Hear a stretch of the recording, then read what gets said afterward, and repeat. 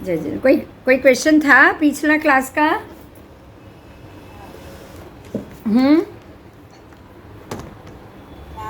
Okay okay okay, चलो।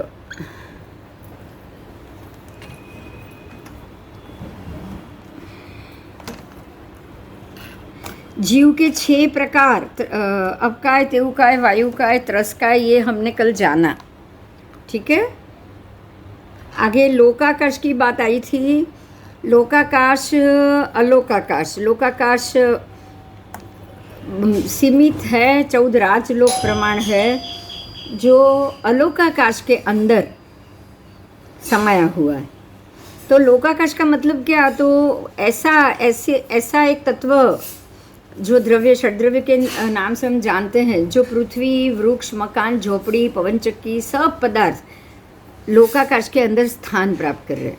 तो वो कैसे स्थान प्राप्त करते हैं, उसके लिए एग्जाम्पल दिया है कि जैसे कि एक दूध का ग्लास भरा हुआ हो और उसके अंदर शक्कर समा जाती है। हमको पता भी चलता है कि अंदर शक्कर है? नहीं। और वो शक्कर स्वाद से ही मालूम पड़ती है, बाकी तो मालूम पड़ता नहीं। शक्कर ने जगह भी ज़्यादा नहीं रोकी, कितनी भी शक्कर डालो सबकी सब उसमें समा जाएगी और जगह भी ज़्यादा नहीं रोकेगी। बराबर?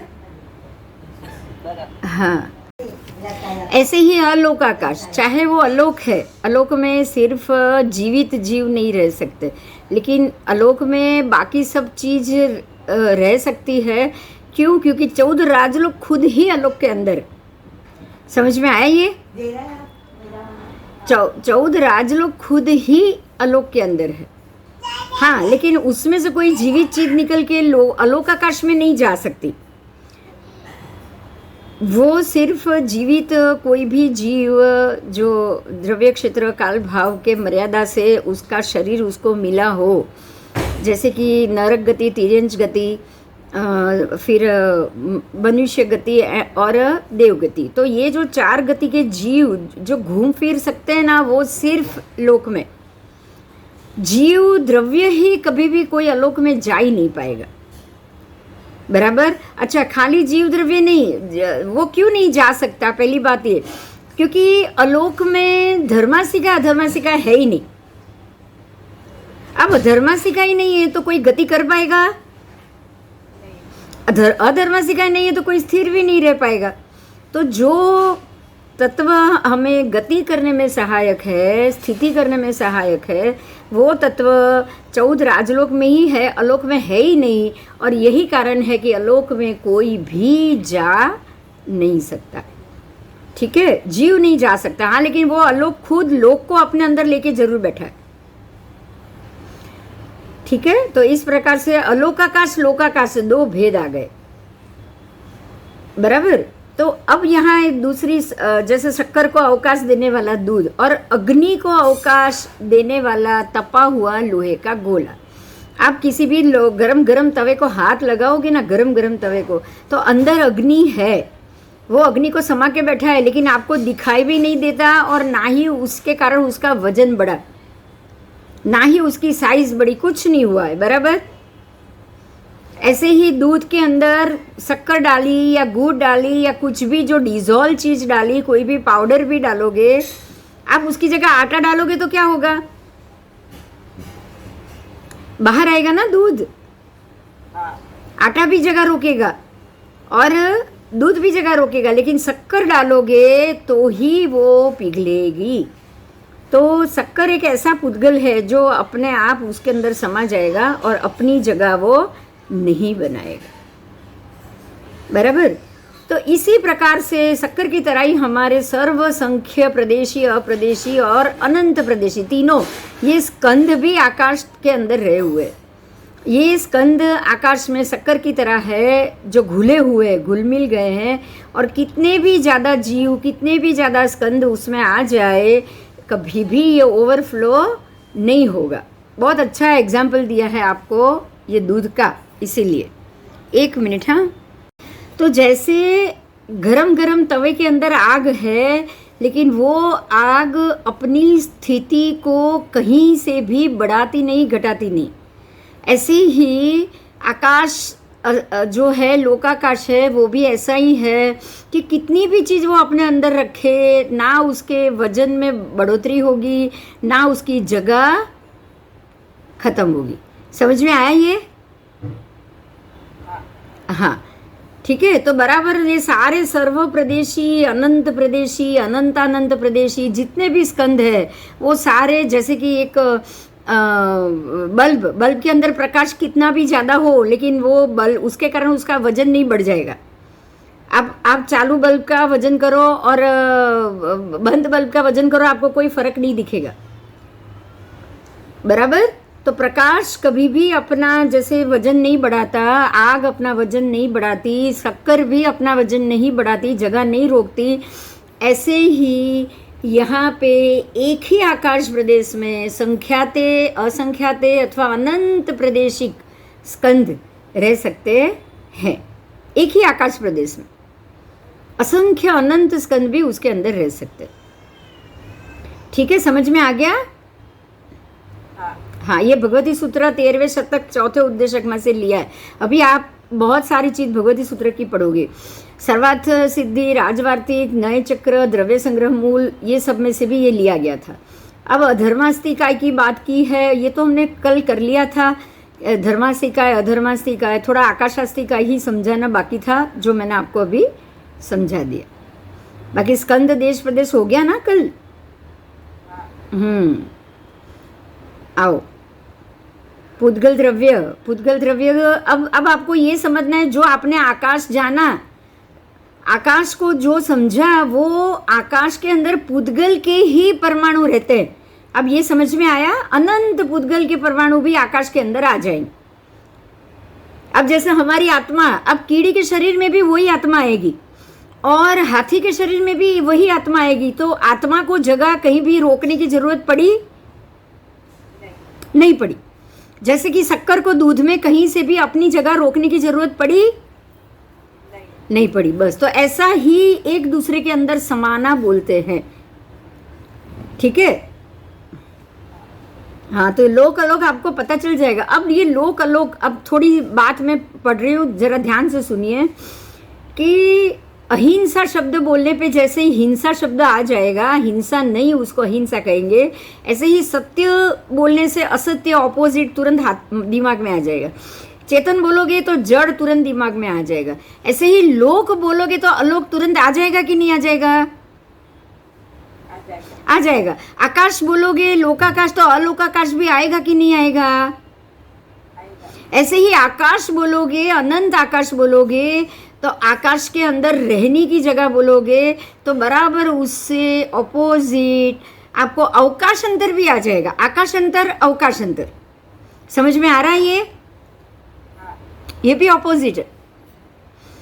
अलोक अवकाश खाली रिक्त भाग में खड़ा है, अलोक है वो बिल्कुल अवकाश अंतर लेकर खड़ा है। क्यों? क्योंकि अलोक में कोई जा ही नहीं पाता है, तो कोई तो जगह होगी ना उधर। अलोक में क्या होगा बताओ? जगह ही जगह है कि नहीं वहां पे? देखो ये बात क्लियर हुई। लोक के अंदर अनंत अनंत अनंत अनंत अनंत पुद्गल पड़े हुए और आकाश में बिल्कुल खाली जगह पड़ी है। ये बात डिफरेंस समझ में आया? आकाश में बहुत जगह है और कोई भी चीज से आकाश भरा हुआ नहीं है, ये फर्क है। और लोक में बिल्कुल जगह नहीं है क्योंकि हर एक जगह में पुद्गल परमाणु भरे हुए। तो लोक का आकाश और अलोक का आकाश बिल्कुल विपरीत हो गया। विपरीत हो गया। लोक के अलोक के बराबर मध्य भाग में लोक है, पर लोक में से एक भी चीज वो अलोक में जा नहीं सकती। ईशु दरवाजा बंद कर जो तुरंत पहले। हाँ, जा सकती है क्या? लोक की एक भी चीज अलोक में प्रवेश कर सकती है? नहीं कर सकती। तो आकाश और अवकाश अंतर में फर्क आ गया। आकाश अंतर अवकाश अंतर में अलोक में अवकाश है, अवकाश मतलब बिल्कुल खाली जगह, और लोक में आकाश है। आकाश मतलब जो अपने अंदर हर चीज को भर के बैठा है। ये बहुत बड़ा अंतर है कि नहीं है? है। आओ, तो अलोक और अलोक आकाश और लोकाकाश का जो बड़ा फर्क है वो आपने जाना। ठीक है, आओ। अब लोक को कैसा कहा है, देखो ध्यान दो। आपने षड द्रव्य जाना है, लेकिन षड द्रव्य में अस्थिकाय कितने थे पता है किसी को?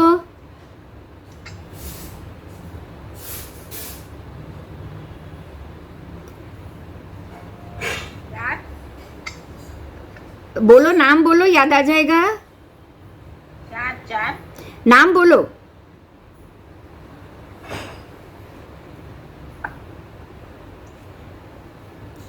नाम बोलो। ધર્માસ્તિકાય, અધર્માસ્તિકાય, આકાસ્તિકાય, પછી જીવાસ્તિકાય। હા, અને હજી એક મેઇન આપણે હા પૂદગલાસ્તિકાય, અને હજી છઠ્ઠું દ્રવ્ય કયું?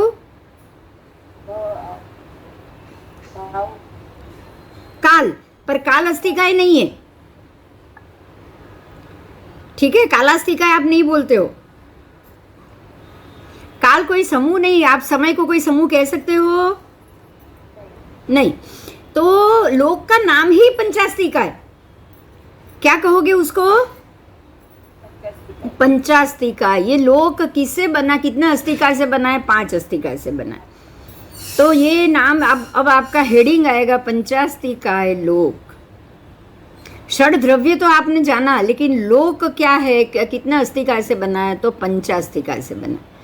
इस लोक को पंचास्तिकाय लोक कहा गया है। धर्मास्तिकाय जीवों को खड़ा रहना, जीवों को चलाना आश्रय रूप है। आकाशास्तिकाय सबसे पहले, आकाशास्तिकाय जीव अजीव दोनों के लिए आश्रय का स्थान है, वो अपने आप को स्थान दे रहा है। ठीक है, तो जैसे ही एक दिए के प्रकाश से पूरा कमरा भर जाएगा, छोटी डब्बी होगी तो छोटी डब्बी भर जाएगी, बड़ा कमरा होगा तो बड़ा कमरा भर जाएगा। ऐसे ही एक पुद्गल परमाणु की विचित्रता के कारण पूर्ण आकाश में कई लाख, उसके लाख करोड़ अनंत अनंत परमाणु हो ना तो भी समा जाता है। इसलिए ऐसा हुआ आकाशास्तिकाय। फिर अब जो जीव आकाश में आकाशास्तिकाय के अंदर है, लोक के अंदर है, उनको बैठना, खड़ा स्थिर रहने के लिए अधर्मास्तिकाय, चलने के लिए धर्मास्तिकाय, और शरीर में रहने के लिए पुद्गलास्तिकाय। इस प्रकार से जीवास्तिकाय आ गया। तो जीवास्तिकाय को क्या बोला? तो जो जीव मतलब जो जीवात्मा, आत्मा अनंत अभिनिबोधिक मति ज्ञान तथा अनंत श्रुत ज्ञान के पर्याय, केवल ज्ञान तथा केवल दर्शन के पर्याय जिसमें उत्पन्न होते हैं, ऐसे दर्शन के पर्याय उत्पन्न होते हैं, क्योंकि उपयोग बोध व्यापार जीव आत्मा का लक्षण होता है। बोलो, इसमें क्या समझ में आया? सब भारी भारी भाषा गई। ये जीव की डेफिनेशन थी, कुछ समझ में आया? हाँ, जवाब चाहिए?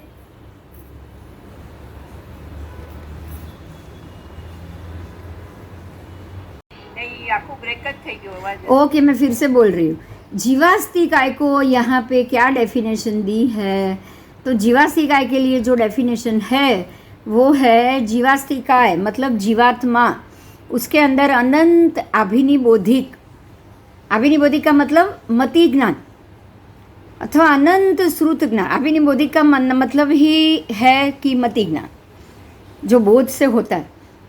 अनंत अभिनिबोधिक मतलब मति ज्ञान, जो जीव के अंदर जो ज्ञान है उसके नाम बताए हैं। अभिनिबोधिक मतलब कि मति ज्ञान, अनंत श्रुत ज्ञान के पर्याय, केवल ज्ञान तथा केवल दर्शन के पर्याय, मनोपर्योग ज्ञान और मनोपर्योग दर्शन के पर्याय उत्पन्न होते हैं, क्योंकि उपयोग बोध व्यापार जीव आत्मा का लक्षण होता है। अब समझ में आया मैं क्या बोली? बोलो, कुछ समझाओ जरा, क्योंकि ये बहुत इम्पोर्टेंट टॉपिक है। कोई समझा पाएगा? हमारे अंदर ज्ञान और मति ज्ञान और श्रुत ज्ञान उत्पन्न क्यों होता है? चलो ये बताओ, यही बात है इसमें। केवल ज्ञान, कोई भी ज्ञान, मति ज्ञान, श्रुत ज्ञान, अवधि ज्ञान, केवल ज्ञान, मनोपर्य ज्ञान, केवल ज्ञान के पर्याय हमारे अंदर उत्पन्न क्यों होते, जीवात्मा में ही उत्पन्न क्यों होते, ये बताओ कोई। આત્માના લક્ષણ છે. આત્માના લક્ષણ છે કે પછી એનો આત્માનો એવો સ્વભાવ જ છે કે જે ઉપયોગ એટલે કે બોધ, વ્યાપાર એ જીવાત્માનું લક્ષણ શું છે? ઉપયોગ, બોધ અને વ્યાપાર.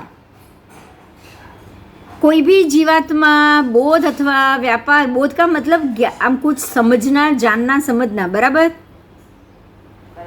और व्यापार का मतलब जो जाना है उसका उपयोग करना। अगर ये मतलब क्या है पता है कि किसी भी जीवात्मा का दिमाग कभी भी शांत नहीं रह सकता। इसका मतलब क्या हुआ?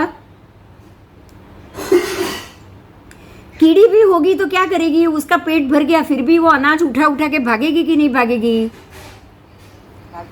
क्यों? संग्रह नहीं है, संग्रह नहीं है, वो उसका लक्षण ही है कि मेरे को हर मिनट में काम करना ही करना है। आज मेरा पेट भर गया, अब मैं जाके शांति से बैठूं, कल की बात कल, ऐसी कीड़ी नहीं सोचती। सोचती है क्या? क्यों? क्यों? वो ज्ञान आएगा तो सोचेगी ना। ऐसा ज्ञान आएगा कि मेरे को अभी ज्यादा करके क्या काम है। आज आप मनुष्य क्या सोचोगे कि बस इतना कमा लिया, इतनी बाधा ले ली, अब आगे ज्यादा नहीं कमाना है। साल की या इसकी मुझे पूरे साल की हम लेते हैं ना वो 14 नियम,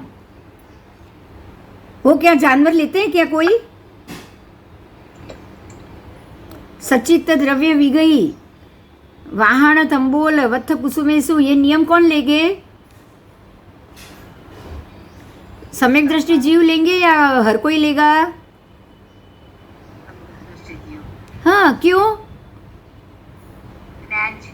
हाँ, उसको समझ आ गया है कि अब मुझे इससे ज्यादा क्यों जरूरत है।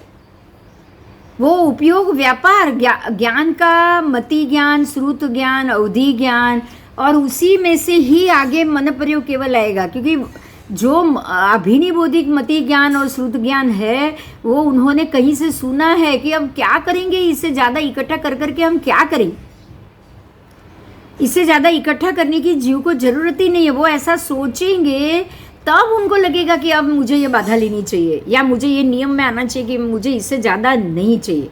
अब जब वो सोचेगा ही नहीं, वो यही सोचेगा कि भाई जितना जिंदा है उतना मजा कर लो, ऐश कर लो, कल किसने देखा है। वो अगर ऐसा सोचेगा तो उपयोग और बोध और व्यापार बढ़ता ही जाएगा ना,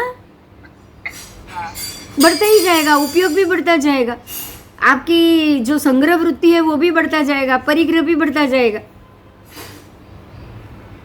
अब घटेगा कब? जब वो सोचेगा कि भाई मुझे ये बोध और व्यापार की जरूरत ही नहीं है, मेरे लायक जितना। आप ये सोचो, आनंद श्रावक, कामदेव श्रावक, 10 श्रावकों ने क्या सोचा होगा ये बताओ। चलो आज उन्होंने क्या सोचा होगा?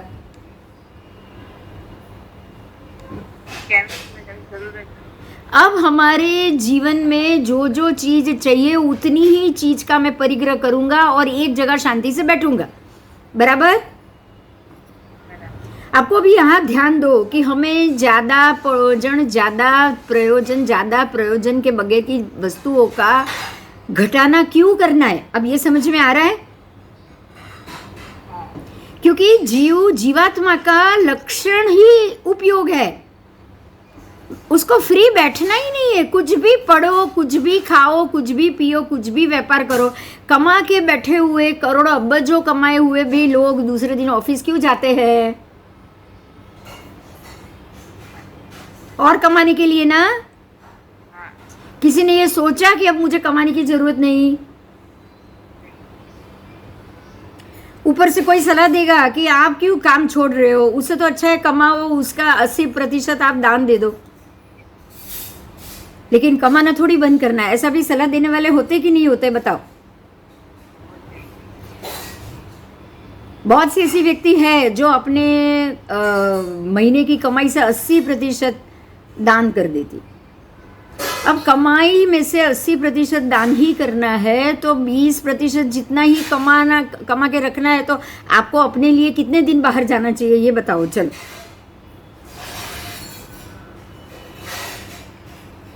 हफ्ते में एक दिन जाओगे तो चलेगा ना? तो हफ्ते में एक दिन जाओ, धंधा करो, और बाकी 7 दिन कैसे रहो?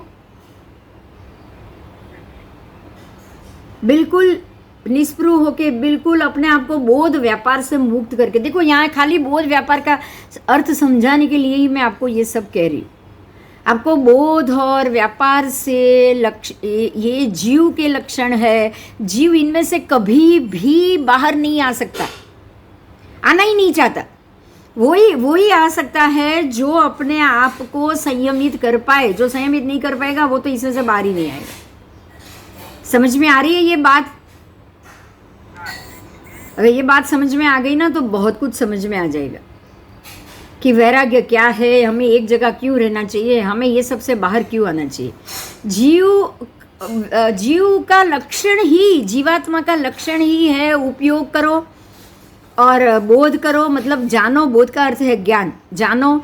व्यापार करो मतलब कुछ काम करो, कुछ इनोवेटिव काम चाहिए, अथवा इनोवेटिव ना हो, अथवा तो किसी को नुकसान पहुंचाने का भी काम हो। अगर आत्मसंतोषी मिलेगी तो वो तो नुकसान वाला भी काम करेगा कि नहीं करेगा? बताओ, करेगा ना? अब समझ में आ रहा है कि जब बोध और उपयोग व्यापार के बीच की बुद्धि हमारे अंदर नहीं है। ये बात समझ में आ रही है? आ रही है? अगर दो चीज अलग है लेकिन हम उसको अलग नहीं कर पाते। दो चीज अलग कैसे है? तो शुभ, अच्छा काम और बुरा काम, दो चीज अलग है। लेकिन आपके अंदर उपयोग में कभी कभी अच्छा भी आ जाता है, कभी कभी बुरा भी आता है कि नहीं आता है? तो बोध और व्यापार दोनों अलग तो हो गया ना? हो गया ना? बोध अलग है। बोध क्या कह रहा है? ये सही है, ये गलत है। लेकिन व्यापार क्या कह रहा है? मुझे उससे कोई लेना देना नहीं। जहां से भी रुपया आए, घर में आओ, रुपये धो और धोके लगा दो। रुपया धो दिया, अच्छा हो गया। ऐसे समझने वाले कितने लोग हैं दुनिया में? बताओ। अगर ये समझने वाले नहीं होते तो ये माणिकचंद गुटका, जो गुटका की फैक्ट्री थी, जिनकी और कितने लोग उसके कारण मरे हुए, क्या उनका एक भी पैसा हमारे जैन धर्म में आता?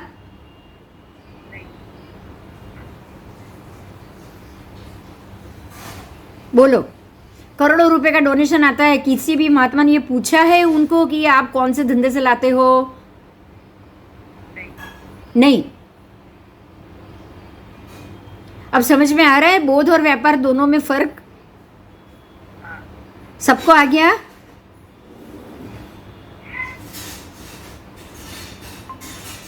हाँ,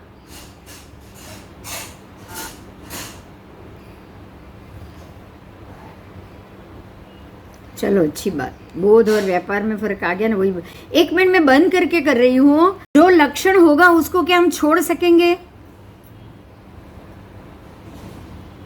ये बताओ। भगवान के दर्शन कर लो। देखो, दक्षा करवा रही है, दिख रही है सबको आपको? हाँ, दर्शन कर लो।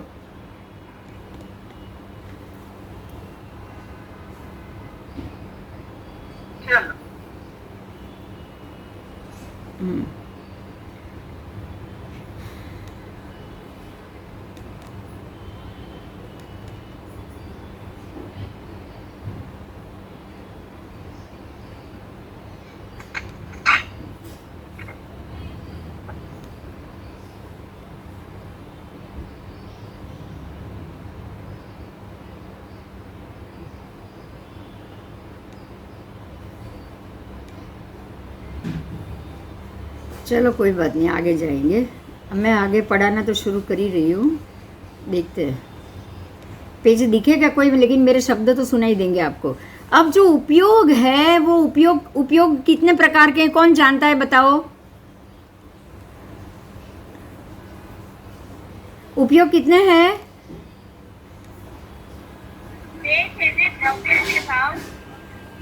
हाँ, उपयोग અને ભાવ उपयोग नहीं, वो तो उपयोग लगाने की रीत है। अगर आप द्रव्य से शरीर से उपयोग रखोगे तो द्रव्य, और खाली मन से कुछ सोचोगे तो भाव उपयोग, वो बात नहीं है। उपयोग के 12 प्रकार है। आपको ये मन वचन काया के उपयोग जानते हो? 4 मन के भी उपयोग, 4 वचन के उपयोग, और काया के उपयोग। मन वचन काया के ही उपयोग होते हैं। मन वचन काया तीनों की से जो भी प्रवृत्ति हुई वो उसका उपयोग हुआ। समझ में आया ये? मन वचन काया से जो आपकी प्रवृत्ति हुई उसको ही हम उपयोग जानेंगे। अब ये बताओ कि कोई भी जीव हो, जीवात्मा हो, वो अपने मन, अगर मन संगनी है तो मन, नहीं है तो वचन और काया से भी उनकी प्रवृत्ति चालू रहती है कि बंद होती है? चालू ही रहती, चालू ही रहती। क्यों? क्योंकि उसका लक्षण ही है। अगर खाली काया भी मिली है ना, पृथ्वी तत्व के एकेंद्रीय जीवों को खाली काया भी मिली है, उनको मन वचन तो है ही नहीं, लेकिन खाली काया मिली है तब भी उनका उपयोग चालू है कि नहीं है? बताओ। शारीरिक रूप से बढ़ना, घटना, या फिर जो भी उसमें जो काया का तो कंटिन्यू उपयोग चालू ही है। कुछ समय से कुपर से लेके फिर फूल बनना, फिर फल बनना, उसके बाद वृक्ष का वृद्ध होना, वृक्ष का गिर जाना, ये सारा काया का उपयोग है। काया का स्टेज है, उपयोग की स्टेज। तो ये तो हमेशा चालू ही रहता है ना। काया का उपयोग कैसे आप देखोगे? काया का उपयोग ऐसे ही देखोगे कि आपकी काया किस प्रकार से चेंजेस, और क्योंकि हम बोलते हैं ना, जो उत्पन्न हुआ है उसको खत्म तो होना ही होना है, और वो स्टेबल तो एक जैसा तो रहेगा ही नहीं। काया कभी भी एक जैसी स्टेबल रह सकती है? बताओ। काया किसकी स्टेबल रह सकती है? आपने बहुत कुछ पढ़ लिया है, ये बता दो। चलो। स्थित भगवंतनी तो आपने 14 राजलोक की बताओ पहले। सिद्ध भगवान का तो, हाँ, पृथ्वी का है नहीं, उनकी तो कहाँ से रहेगी?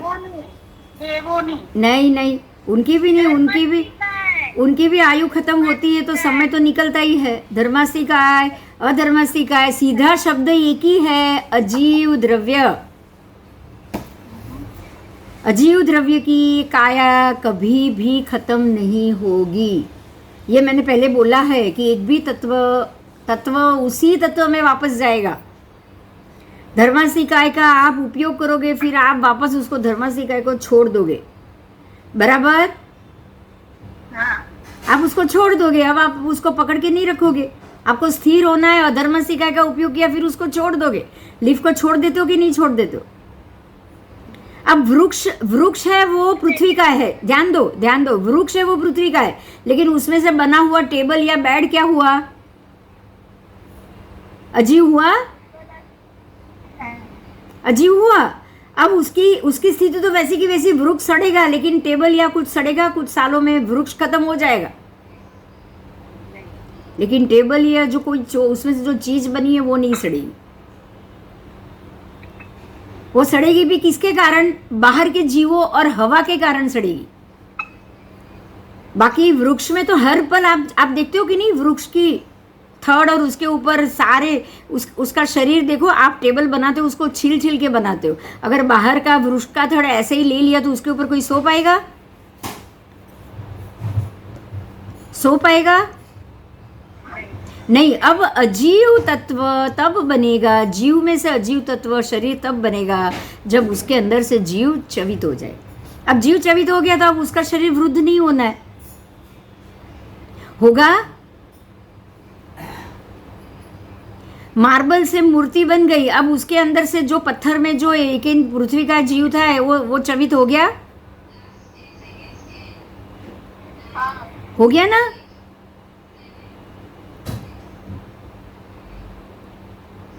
चलो दूसरा एग्जाम्पल दे रही हूँ। सोने की मूर्ति आप बना रहे हो, आप भगवान की सोने की मूर्ति बना रहे हो, तो जो कच्चा सोना या लकड़ी के रूप में उसको पिघलोगे तो अब उसमें से जीव चवित हो जाएगा?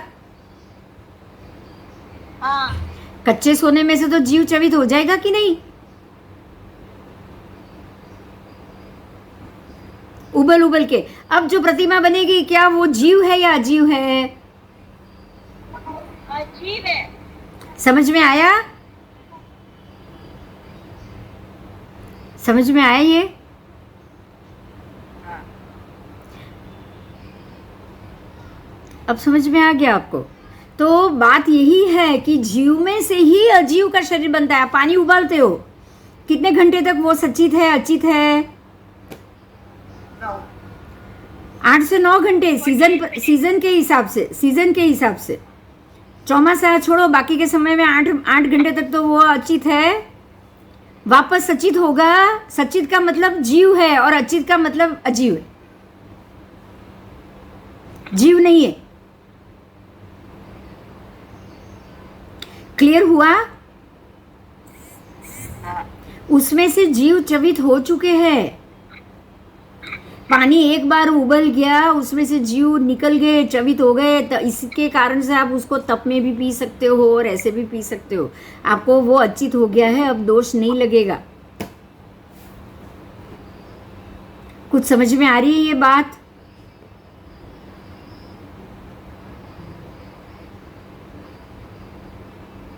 ऐसे ही लोहा कच्चे लोहे में जीव है, उसको पिघाल के गरम करके ट्रेन का पाटा बना दिया या कुछ और बना दिया, अब उसमें जीव है? बताओ। वो खाली शरीर है, अभी जीव निकल चुका है, वो जीव निकल चुका है।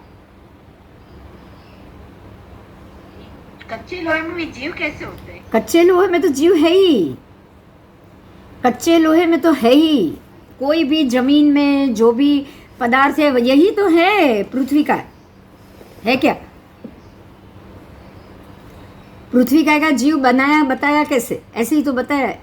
आप वो जो रेती है, आप उसको बोलोगे पृथ्वी का जो कण कण वाली रेती, उसको अगर भूका करने के बाद लखोटी बनाई जाती है, मालूम है? उसी में से ही बनती है लखोटी। तो वो लखोटी बनने के बाद अंदर से जीव निकल गया है भाई। अब उसमें जीव नहीं है, उसका भूका बन गया, उसका पाउडर बन गया, उसको प्रोसेस किया आपने, अब उसमें जीव नहीं है।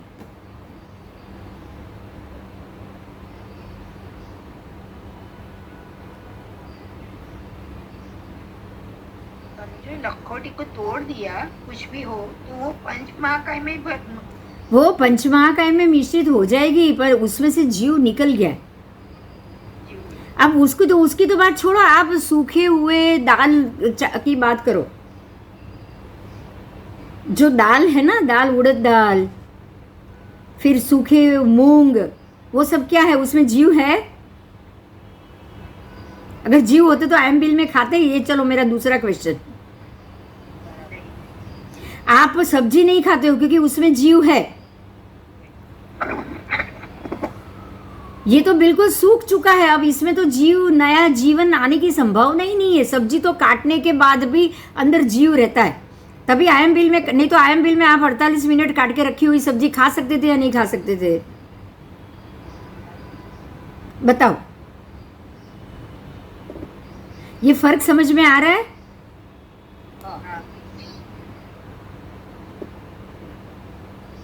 पूरा सूख गया दाना इसीलिए खा रहे हो। सब्जी पूरी सूखी हुई खाते हैं ना आप? क्या खाते हो? केर कुमटिया सांगरी प्रदूषण में क्यों खाते हो? पूरा अंदर से सूख चुका है ना, तो खाते हो।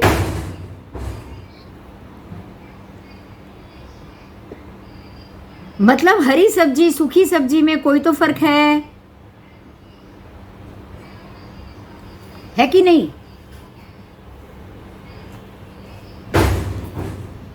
हरी सब्जी सूखी सब्जी में क्या फर्क है बताओ? एक में जीव है, दूसरे में से जीव चवित हो गया, तो अब यह अजीव का शरीर बन चुका है। क्लियर हुआ? अब ये अचित हो चुका है। अब इसमें जीव, जब तक उसको वापस भिगोगे नहीं, पानी से अंदर से नरम होगा, फिर उसमें जीव वापस उत्पन्न होगा, उससे पहले नहीं। ये माना? पहले ये बताओ।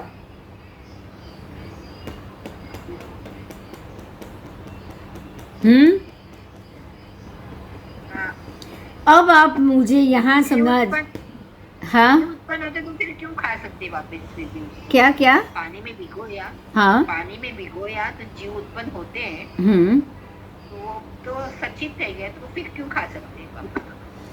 हाँ तो फिर इसीलिए तो आप नहीं खा सकते ना, पानी में नहीं नहीं, पानी में भिगोने के बाद जब अंकुरा फूटेगा तब तक का प्रोसेस है। आप मूंग को पानी में भिगोगे, उसको बाहर निकालोगे, कपड़े पे सुखाओगे तो 2 दिन बाद अंकुरा फूटेगा ना, तब उसमें जीव आया। अब उसमें से तो वनस्पति भी उग जाएगी बड़ी, वापस पेड़ बन जाएगा। तो आप समझ सकते हो कि अब जीव आ गया है। मेरे को जीव अजीव का प्रोसेस समझाना है, समझ में आया? हाँ, वही दाना है जो मटर का दाना है। मटर का दाना खेत में से उगाया आपने, वो मटर को बाहर निकाला, उसको सुखाया, तो अब वो हरा सूखा मटर बन गया। हाँ, मतलब अब इसमें से जीव निकल चुका है। अब वही मटर को आप पानी में भिगाओ, 8 घंटे भिगाओ, उसके बाद उसको कपड़े में लपेट के बंद करके रख दो, उसमें से अंकुर फूटेगा, तो अब तो उसमें से एक बड़ा मटर का वृक्ष होगा ना। हाँ, मतलब अब उसमें जीव आ गया। जीव आ गए। अब ये जीव आना और जीव निकलना, ये प्रोसेस समझ में आया? हाँ, तो अजीव कब था ये? आप खा सके, आप उसको खाने से आपको दोष ना लगे, ऐसी स्थिति उसकी कब थी? अजीब। सूखा था तभी ना, हाँ, सूखा था तभी। बस जब मटर झाड़ पे था, लीला मटर था, तब भी तो जीव था उसमें। हाँ, जीव कब निकला? सूख गया तब निकल गया। अब समझ में आ रहा है? जीव अजीव के शरीर का प्रोसेस आप जान रहे हो, समझ में आ रहा है? हाँ, तो ऐसे ही जब जीव है, उसका उपयोग क्या है? बोध और व्यापार। अब आपको पता चल जाए कि लीले मटर खाने से मेरे से जीव हिंसा होगी और सूखे मटर खाऊंगा तो जीव हिंसा नहीं होगी, तो ये बोध है। क्या है ये? बोध से आपने ये जान सकते हो। लेकिन बोध ऐसा जानने के बाद भी अगर गलत काम किया कि छोड़ो ना, मुझे इसमें अचित सचित जीव को मैं नहीं मानता, मेरे को तो भूख लगी, मुझे कुछ भी खाना है, तो क्या होगा? ये व्यापार हुआ। ये व्यापार में कहीं भी बोध है? तो जीवात्मा के क्या, हर एक जीवात्मा के पास बोध और व्यापार दोनों होते हैं? पहले ये बताओ। होते। हर एक जीवात्मा के पास नहीं हो सकते।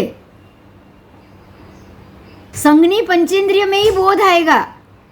हाँ, बोध संगनी पंचेंद्रिय में आएगा। एकेंद्र, बेंद्र, तेंद्र, चौरेंद्रिय को ये बोध आएगा? नहीं आएगा। पृथ्वी का है, आपका जो एकेंद्रिय है, उसमें अगर ये बोध होता तो वो तो कब से छूट चुके होते उसमें से, क्योंकि उनके पास मन वचन नहीं है। ये समझ में आया क्यों नहीं आता है? मन वचन दोनों नहीं है। विकलेंद्रिय के पास मन नहीं है, वचन तो है लेकिन समझ तो है ही नहीं। तीनों किसके पास है? संगनी पंचेंद्रिय के पास। फिर वो तिर्यंच हो या मनुष्य हो या देव हो या नरक हो, संगनी पंचेंद्रिय के पास बोध भी है, व्यापार भी है, और बाकी जीवों के पास खाली व्यापार है। ये क्लियर हो गया आज? तो जीवास्तिका समझ में आ गया आप सबको? अब जीवास्तिका क्या लक्षण ही उपयोग है, तो कहीं ना कहीं तो उसका मगज, उसका दिमाग, उसका शरीर कुछ न कुछ तो चालू ही रहेगा। हमको क्या करना चाहिए? ये चालू रखना चाहिए।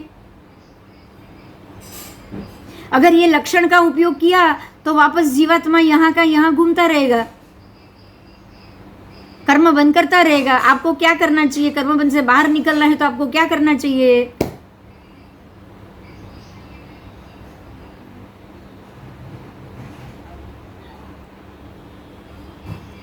बोलो।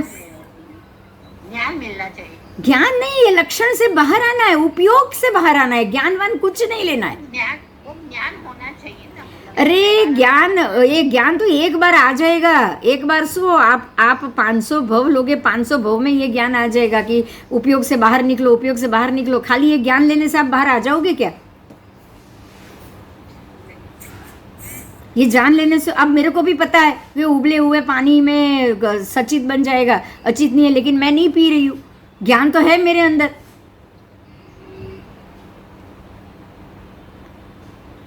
अब खाली ज्ञान लेके बस बताओ। उपयोग में। हाँ, आपको उपयोग से मुक्ति लेनी है। एक ध्यान रखो, जीव का लक्षण ही उपयोग है। देखो ये बहुत बड़ा मुद्दा था, इसलिए मैं इस मुद्दे पे अटक गई हूं। जीव का लक्षण उपयोग, ये लक्षण है, ये उसकी रिएक्शन की रीत है। उपयोग के कारण ही वो संसारी जीव। अब मैं उल्टी आ रही हूं, ये समझ में आ रहा है आपको? संसारी जीव संसार में क्यों संसरण करता है, वो क्यों घूमता रहता है? कारण कि वो अपने इस लक्षण से कभी बाहर ही नहीं आता है।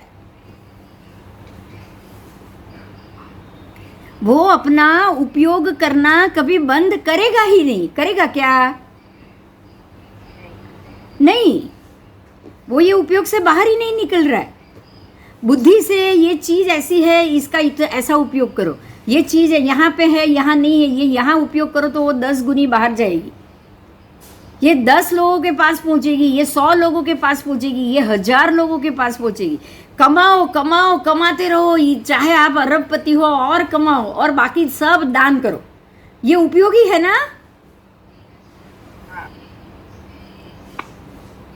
आप कभी भी उपयोग से बाहर आना या ये उपयोग बंद करना ऐसा सोच सकते हो कि मैं ये बंद करूंगी तो मोक्ष जाऊंगी? ये पता भी था? चलो मुझे ये बताओ। उपयोग ही हमें ये संसार में घुमा रहा है, ये ध्यान रखना आप बस। उपयोग ही हमको यहाँ और गोल गोल घुमा रहे। तो अभी आपको क्या करना है? हर एक चीज का उपयोग, मैं इसका ऐसे उपयोग करूं, मैं इसको ऐसे उपयोग करूं, मैं इसमें से ये बनाऊं, मैं इसमें से ये बनाऊं। आप ये सब में से बाहर आ जाओ। क्या करोगे अब आप?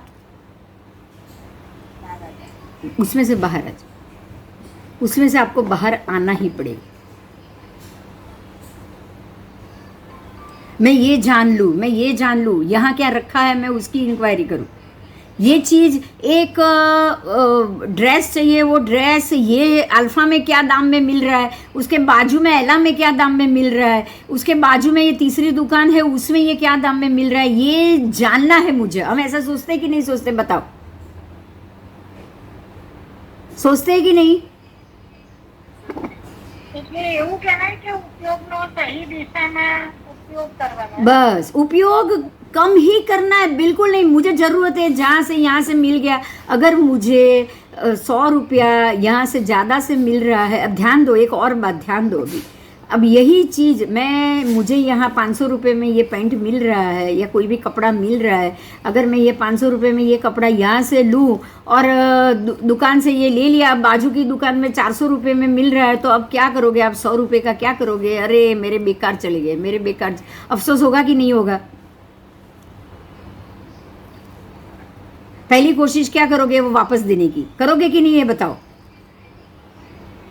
नहीं लेगा तो क्या करोगे? ज्यादा चला गया, ज्यादा। अच्छा, अब तीसरी बात, क्या ये जहां गया है वो सही जगह पे पैसा गया है? ये भी कभी सोच में आता है आपको? अल्फा से ली हुई चीज कहां जाएगी बताओ? दूसरी दुकान से, तीसरी दुकान से ली हुई चीज कहां जाएगी ये बताओ? अगर इसकी जगह कोई छोटी व्यक्ति अगर कोई ऐसा काम कर रही है, उस वहाँ यही चीज़, ये 500 की चीज़ यहाँ 700 में मिल रही है, क्या आप उसको लेना पसंद करोगे? जवाब चाहिए।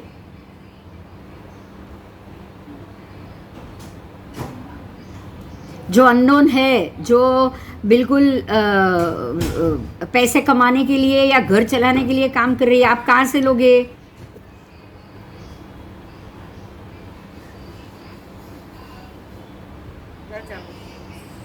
ये चीज़ समझनी है हमको, यही चीज़ समझनी है, ये है उपयोग।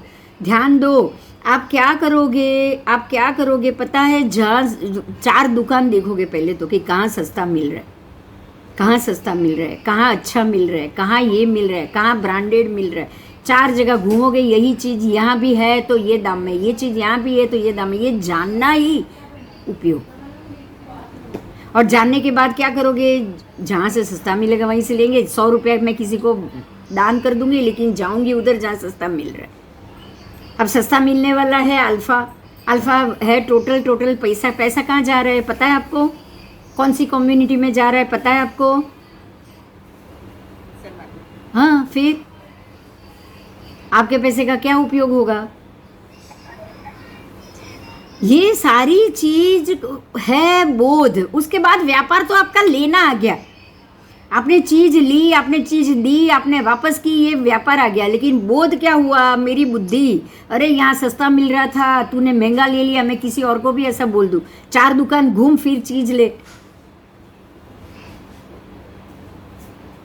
अच्छा, पैसा पड़ा है, 100 रुपये दान कर दो, अच्छा है, लेकिन चीज 700 रुपये की चीज मैं वापस करूंगी जाके, फिर 2 दुकान और घूमूंगी, कहाँ से और सस्ती, ये 400 रुपये मिली, और 2 दुकान में घूमूंगी, वहाँ 300 में मिल रही है तो 300 में लूंगी।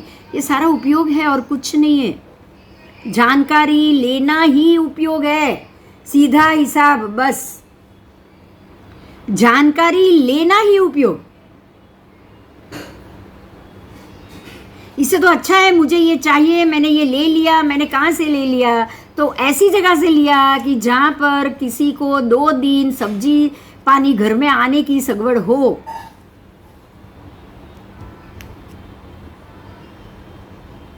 किसी ऐसे घर में जो धार्मिक है, जो साधर्मिक है, वो अगर कोई 2 काम कर रहा है, उसको बीच में से 20% भी पैसा मिल रहा है, उसके बच्चे स्कूल वूल के पढ़ रहे हैं, उसी से लो, कहीं और से मत लो। अगर वो साधर्मिक भी नहीं है तो भी उसके बच्चे की पढ़ाई हो रही है। आपके बस 200 रुपये भेजने से उसको एक सब्जेक्ट का 1 महीने का ट्यूशन फ्री हो जाएगा। ये कैसा बोध हुआ, ये बताओ तो? कैसा बोध हुआ?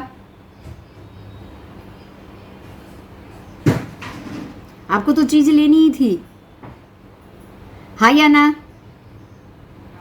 हाँ, आपको तो लेनी ही थी, आपको तो लेनी थी, लेकिन आपने वहां से लिया जहां उसका घर चले तो। अच्छा, अब यहाँ पे एक और बात आ रही है, बोध और व्यापार। हमारे लिए तो वही चीज आएगी कि जरूरी है उतना लो, और नए सारे कामकाज, धंधा, बिजनेस सब बंद कर दो। ये सन्यासी की बात आएगी, जो वैरागी की बात आएगी, ये अब मुक्ति में जाने वाले जीवात्मा की बात आएगी। आप जिस दिन ये सोचोगे कि मुझे मुक्ति चाहिए, उस दिन सबसे पहले आपको क्या बंद करना पड़ेगा पता है? पुण्य का व्यापार बंद करना पड़ेगा। क्या बंद करना पड़ेगा? पुण्य का व्यापार क्या है? पुण्य का व्यापार क्या है कि मैं कमाऊं, जरूरत नहीं है लेकिन मैं कमाऊं, फिर भी 10 लोगों का घर चले, मैं 10 लोगों को अनाज भराऊं, लेकिन मैं कमाऊंगा जरूर। ये क्या हुआ? ये पुण्य का व्यापार हुआ।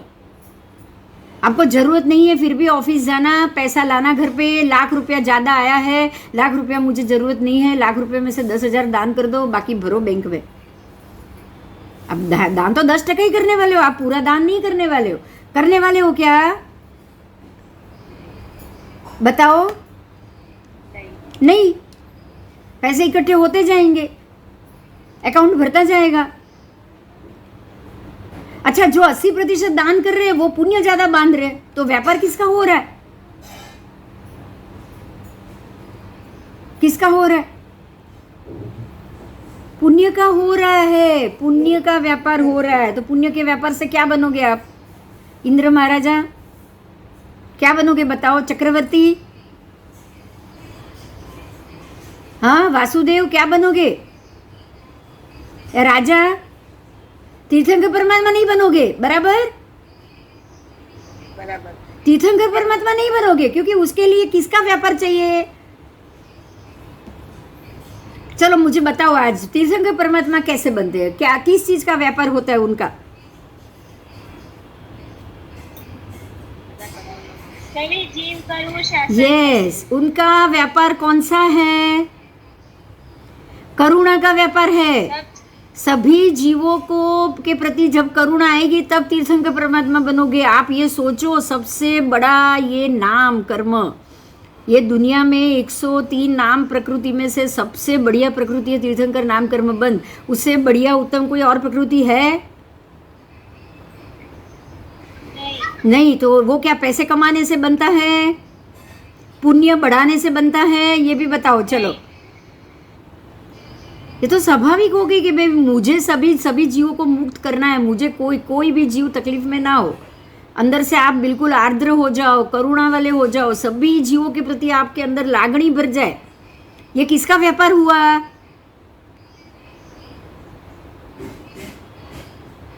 सिद्ध भगवान तीर्थंकर भगवान जो बनते हैं वो किस चीज का व्यापार करते हैं? ये व्यापार है क्या? पैसे का व्यापार या पुण्य का व्यापार है? चलो ये तो बताओ।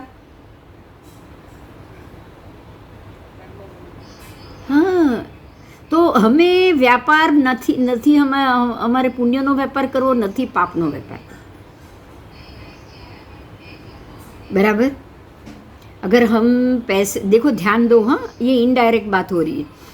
आप पैसे कमा रहे हो, बैंक में भर दिया, एफडी भर दी या एलआईसी में एफडी भर दी, वो आपको हर 10 साल बाद ये रुपए 10 लाख भरा है 20 लाख करके देने वाला है, वो ब्याज बढ़ाकर देने वाला है। आपने दे दिया बैंक में, अब बैंक वाला किसको देगा वो ब्याज पे?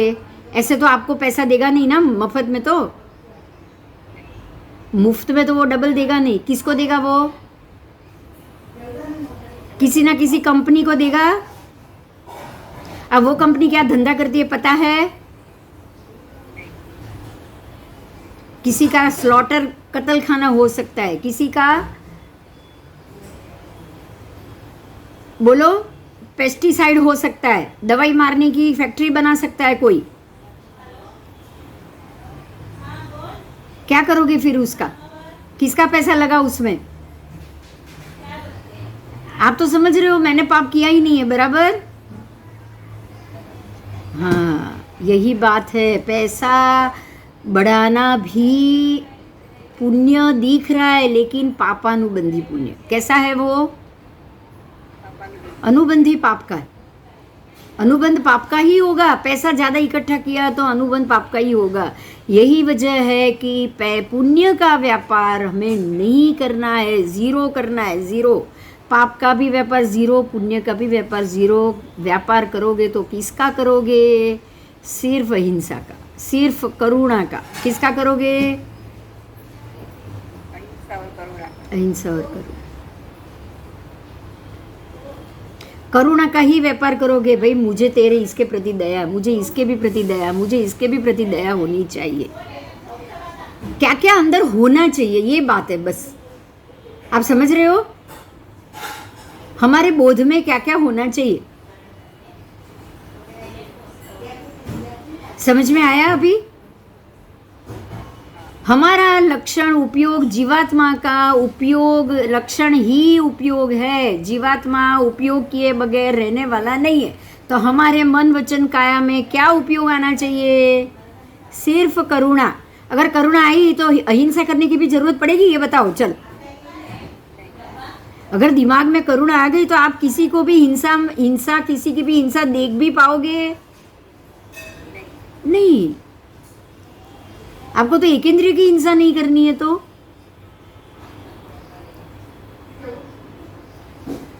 अब समझ में आ गया हम कहाँ फंस रहे हैं और हमें क्या करना चाहिए? जीवात्मा का जो स्वभाव है वो है उपयोग। उस उपयोग से हमें बाहर आना है। हमें अपने स्वभाव को बदलना है। हमें अपने स्वभाव को बदलना है। तो उपयोग से बाहर आने के लिए पहले तो जरूरत की चीज़ों के लिए ध्यान ही नहीं देना है। जरूरत है, चीज़ आ गई, ले ली, बात खत्म। यहाँ सस्ती मैं 10 चीज़ देखने जाऊँ, उसके बाद में ये डिसीजन लूँ, ये बात ही नहीं। ये बात ही नहीं। बिना कारण आप 100 चीज़ देखोगे, कपड़े ऊपर नीचे करोगे और बाद में आप उसका शॉपिंग करोगे बिना कारण। 10 चीज पहन के देखोगे, आप ले लिया, आपने सब कर लिया, आपने बस सब हो गया। आप 100 चीज चखोगे तो 100 गिनती में आएगी कि नहीं आएगी, ये बताओ। आएगी।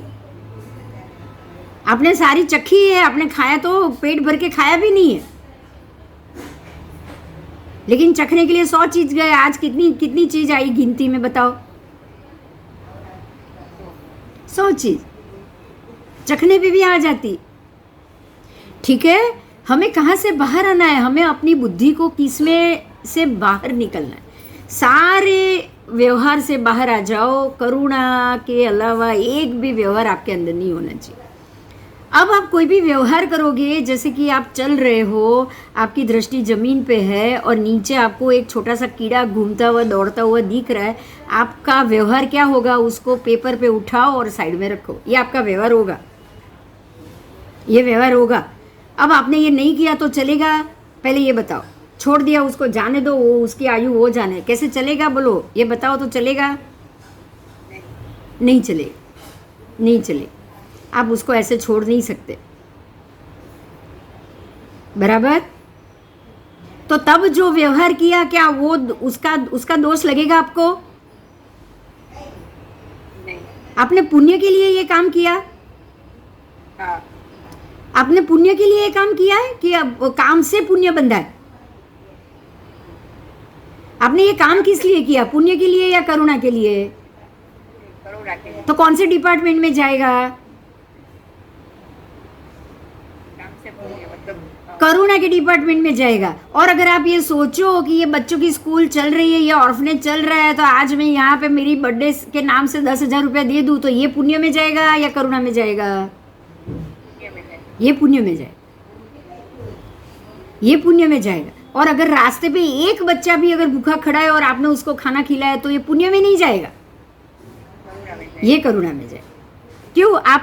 आपके दिमाग में क्या व्यापार है? बस महत्व कहाँ पे जाएगा अभी? दिमाग में कहाँ है? आपके दिमाग में क्या है? मेरे दिमाग में अगर ये व्यापार है कि मेरी बर्थडे है और मुझे ये 10,000 रुपया आज ऑर्फनेज में डोनेट करना है, और तो मैं यहाँ पे इन लोगों को कुछ चीज़ बना के लेके जाऊँ और मिठाई खिलाऊँ, तो क्या हुआ?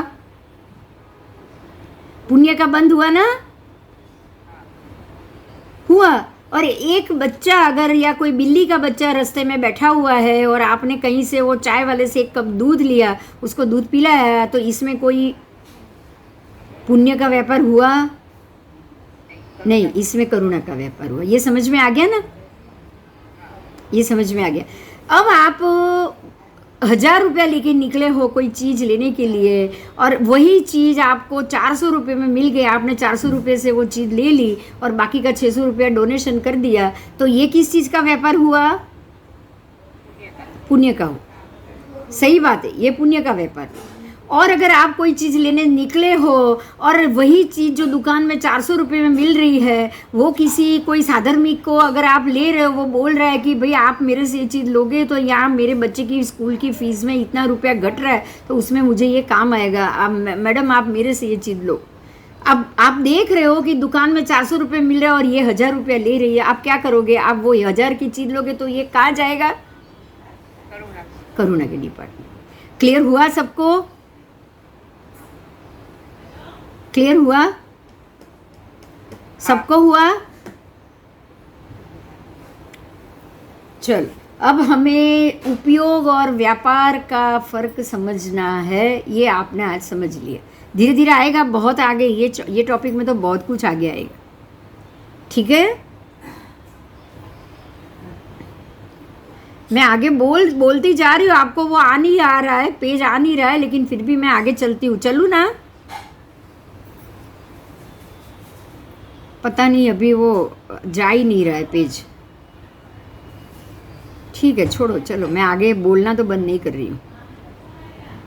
जीव का ये उपयोग ही है बोध, व्यापार, ये आत्मा का लक्षण होता है, जीवात्मा का। किसका? जीवात्मा का लक्षण। पुद्गलास्ती काय से जीवों के औदारिक शरीर, वैक्रिय शरीर, आहारक शरीर, तेजस शरीर, कार्बन शरीर, श्रोतेंद्रिय से लेकर पंचेंद्रिय तक की इंद्रिय तथा सारी पंचेंद्रिय, मनोयोग, वचन योग, काय योग, श्वासोच्छ्वास का ग्रहण करना प्रवर्तमान होता है, क्योंकि पुद्गलास्तिकाय का लक्षण ग्रहण करना है। आओ, आपको यहाँ बहुत बड़ी बड़ी बातें मिल रही है, ध्यान दो। जीव का लक्षण है उपयोग, बोध, व्यापार, ये जीव का लक्षण है। पुद्गल का लक्षण क्या है? ग्रहण करना। क्या है? ग्रहण करना। पुद्गल आज 24 घंटे, किसी का शरीर 24 घंटे चलता है। जो महात्मा 180 उपवास करते हैं, उनका शरीर एक बार का खाना, एक बार उसके पुद्गल ने जो ग्रहण किया वो कितने दिन तक चलेगा? 180 दिन तक उनको भूख नहीं लग रही है ना, चलता है ना उनको। और आपको, मुझे तो, मेरे पुद्गल, मेरे शरीर में जो पुद्गल है उसका क्या, उसका ग्रहण करना कितना है? हर 2 घंटे में मांगता है, वो मांगता है ना। हाँ, तो यहाँ अब समझ में आ रहा है कि हमें हवा क्यों चाहिए, हमें पानी क्यों चाहिए, हमें खाना क्यों चाहिए। समझ में आ रहा है? ये किसका लक्षण है? मेरे आत्मा का लक्षण है, ये मेरे शरीर का लक्षण है। अगर मेरा शरीर 2 घंटे से ज़्यादा भूखा नहीं रह सकता तो ये किसकी गलती है? शरीर की गलती है। शरीर के कारण ये हो रहा है। आत्मा को उसमें कोई, अगर हम मानेंगे कि भाई ये मेरे से नहीं हो रहा है, मुझे ये करना चाहिए लेकिन मेरे से नहीं हो रहा है, इट्स ओके, मेरे से जो हो बंद पड़े वो दूसरा मैं काम करूं, तो आपको यहाँ पे आपके ऊपर कर्म बंद नहीं लगेगा, लेकिन क्या लगेगा? जो निमित्त से कर्म की ऊपर आपका जो निमित्त चल रहा था, आप तप नहीं कर पाओ, ये जो निमित्त चल रहा था उसकी धीरे धीरे निर्जरा होगी। क्या होगा? अगर आप शांत रहोगे तो। अब देखो, फिर से बहुत बड़ी बात मैं बोल रही हूं। ग्रहण लक्षण किसका है? पुद्गल का। हाँ, और बोध लक्षण किसका है? आत्मा का। आत्मा का लक्षण है बोध और ज्ञान, और ग्रहण करना, श्वासोच्छ्वास लेना, पुद्गल लेना, पानी लेना, हवा लेना, ये एक लक्षण किसका हुआ? पुद्गल का, शरीर का। अब आत्मा शरीर दोनों अलग करो। आप कर पाओगे दोनों अलग? आप दोनों अलग करो, आत्मा को अलग करो, शरीर को अलग करो। आप खा रहे हो, पी रहे हो, घूम रहे हो, कपड़े पहन रहे हो, अच्छे दिख रहे हो, बुरे दिख रहे हो, बीमार हो, ये किसका लक्षण? शरीर का। अब शरीर का लक्षण ऐसा क्यों कि जैसे कर्म चढ़े उस हिसाब से शरीर मिलेगा, इसमें आप कुछ नहीं कर सकते। कुछ कर सकते हो? बताओ, कुछ कर पाओगे? आप पुद्गल के लक्षण को बदल सकते हो? पहले ये बताओ मुझे। चलो, आप पुद्गल के लक्षण को नहीं बदल सकते। आपको मोटा शरीर मिला है, मोटे शरीर के साथ जीना पड़ेगा। आपको हार्ट प्रॉब्लम मिली है, बाईपास किया है, तो बाईपास के साथ जीना पड़ेगा। जीना पड़ेगा कि नहीं जीना पड़ेगा? आपको पेट पे 8-8, 9-9 सर्जरी हुई है, तो उसके साथ जी रहे हो कि नहीं जी रहे हो? जी रहे हो। किसी को पैरालिसिस हुआ है, वो जी रहा है कि नहीं जी रहा है? जी रहा है। लेकिन आत्मा का उपयोग, जो बोध है, जो व्यापार है, क्या आप उसको बदल सकते हो? आप उसको बदल सकते हो, आप उसको जरूर बदल सकते हो, लेकिन जो मिला है, जो कर्म के हिसाब से मिला है, जो निमित्त चल रहा है, आप उसको नहीं बदल सकते। ये 2 चीज ही भेद ज्ञान है। आत्मा भिन्न है, शरीर भिन्न है। शरीर की प्रकृति को आप चेंज नहीं कर सकते क्योंकि ये कर्म का उदय है। लेकिन आत्मा की प्रकृति, जो ग्रहण है, जो उपयोग है, जो बोध है, आप उसको जरूर बदल सकते हो। बदल सकते हो कि नहीं बदल सकते हो? बताओ। आप उपवास नहीं कर सकते, उपवास करने ही नहीं जाओगे। अब समझ में आ रहा है कुछ?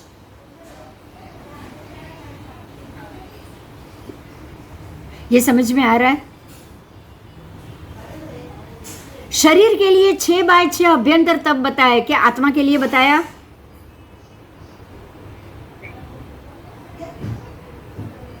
आत्मा तो है ही, जैसे हम बोलोगे ना, निराहारी, अनाहारी। आत्मा है कि नहीं अनाहारी? है कि नहीं? आत्मा है ही अनाहारी, उसको तो आहार की जरूरत ही नहीं है। आहार की जरूरत किसको है? ग्रहण कौन कर रहा है? आत्मा कर रहा है? नहीं, शरीर कर रहा है। ग्रहण शरीर कर रहा है। अगर आप नहीं कर पा रहे, कुरगड़ू मुनि इतने बड़े टोप में वो उनका हांडा भर के लाए थे भात, और खाते खाते केवली हुए, खाते खाते केवली हुए। अगर आहार अगर केवल ज्ञान के ऊपर पर्दा डाल सकता था तो वो ऐसे होते? बताओ बताओ, चलो। अब यहाँ पे ही हमें समझना है कि जो पुद्गल का लक्षण है वो जीव को कभी भी नहीं रोकेगा, और जो जीव का लक्षण है अगर उसको हमने बदल दिया तो हमें पुद्गल की जरूरत ही नहीं पड़ी। हमें कौन से एरिया में काम करना है? करुणा के, बस परफेक्ट, बहुत अच्छा जवाब, बहुत अच्छा जवाब। आपको कुछ नहीं करना है, आपको करुणा का बोध व्यापार शुरू कर लो, बाकी का सारा बोध निकाल दो। और कैसे करोगे? मैं जो कार्य करूं उससे मेरे आसपास के किसी भी व्यक्ति को कोई पीड़ा नहीं होनी चाहिए।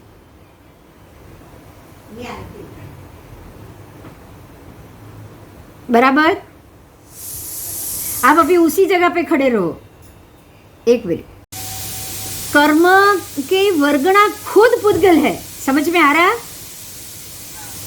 कर्म की वर्गणा खुद पुद्गल।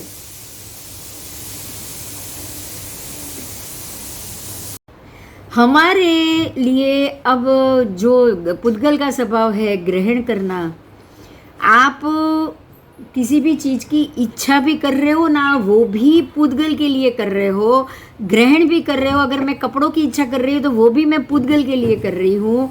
अगर मेरा ये ग्रहण करना स्वभाव नहीं होता तो क्या मैं मेरे शरीर के लिए 500 जोड़ी कपड़े रखती?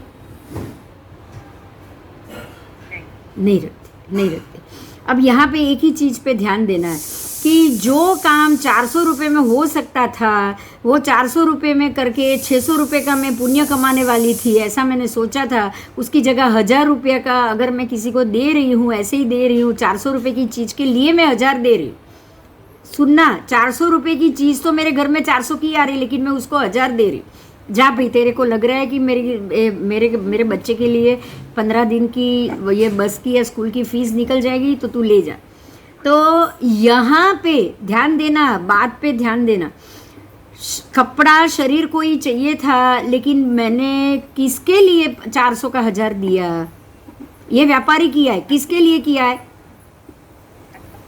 करुणा के लिए किया, करुणा के लिए किया। बस अब आपको आपके फ्रेम में कौन होना चाहिए, बस ये क्लियर हो गया। अभी मेरे लिए मैं कोई भी व्यापार करूं, बोध करूं, व्यापार करना, बोध करना निमित्त है, और निमित्त सामने आएगा ही आएगा। अब ये दूसरी बात है, ध्यान दो, बहुत महत्व की बात। अगर मेरे घर में मेरे निमित्त में, मेरे कर्म के निमित्त में पुण्य का उदय होगा और घर में 2 गाड़ी होनी होगी ना, तो 2 गाड़ी आएगी, मैं 2 गाड़ी का सुख भोगूंगी, ये मेरे निमित्त कारण के लिए है। लेकिन 2 गाड़ी आने के बावजूद भी, जैसे कि वो हमारे जो श्रावक, आनंद श्रावक, कितने 1 लाख गोधन था उनके वहाँ, 1 लाख गोधन, 1 लाख जितना उनका है पूरा। आपको एक किताब में मैंने दिया है, आप एक दिन पढ़ना। जो 10 श्रावक थे ना, उनकी संपत्ति बताई गई। इतने होने के बावजूद भी वो पैदल चल रहे थे, या जो भी अपने आप को उन्होंने एक जगह गौशाले में बंद कर दिया था, व्यापार सारे बंद कर दिए थे, पुद्गल का सुख होने के बावजूद। मतलब उन्होंने पुद्गल के सुख की तरफ देखा? अब ये बताओ, उन्होंने अपने पौद्गलिक सुख की तरफ नहीं देखा। लेकिन इतना पैसा, इतना धन होने के बावजूद जिसको जो करना है करो, अब मुझे कुछ नहीं चाहिए, मैं 2 टाइम की घोचरी लेने के लिए, रोटी खाने के लिए आपके घर आके रोटी खा लूँ, मैं कोई व्यापार नहीं करूँगा, ये सोचना ही है उनका, जो उनको अवधि ज्ञान, मतलब उनके ऊपर के लगे कर्मों को हटने में समय नहीं गया। तो आत्मा, जीवात्मा को अपनी मुक्ति के लिए क्या पुद्गल का आधार लेना चाहिए? नहीं लेना चाहिए। जो निमित्त आ रहा है वो निमित्त है मेरे लिए, मेरे निमित्त में ये चीज ऐसी ही भोगनी है, तो बिल्कुल निस्पृह होके उसको मैं खत्म करूं। क्लियर हुआ? हो गया? आपके फोकस में करुणा चाहिए बस। और अगर ये मैं अल्फा में जाके 400 रुपए में ले आऊंगी तो वो करुणा नहीं है आपके फोकस में, क्योंकि आपको पता है कि ये कहाँ जाने वाला है पैसा, आपको पता है ना? चलो आगे जाएंगे।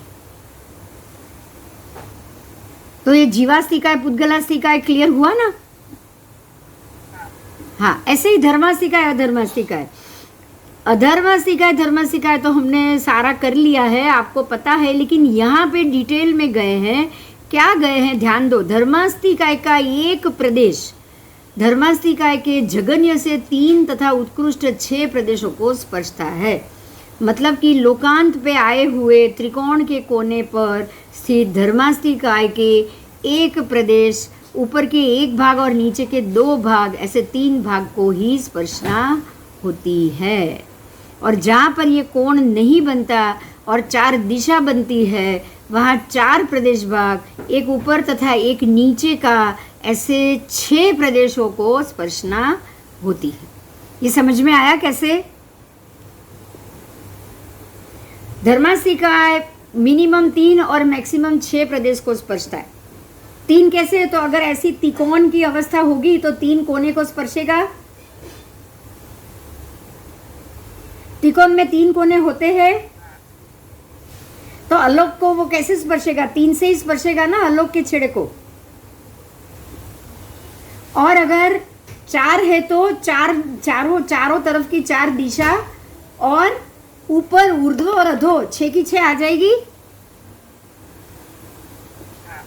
तो 6 दिशा को धर्मास्तिका स्पर्शता है। अब ऐसा हम करते हैं, ये टॉपिक लंबा है, लास्ट क्लास में इसी से ही शुरू करेंगे, ठीक है? ठीक है, 7:30 तो वैसे भी हो चुके हैं। तो अब धर्मास्तिकाय, अधर्मास्तिकाय के प्रदेश की स्पर्शना की बात आ रही है, टॉपिक भी नया है, तो हम अगले क्लास से शुरू करें। ओके, कोई प्रश्न है? हाँ, ठीक है, तो फिर चलो, जय जिनेंद्र, जय जिनेंद्र, जय जी।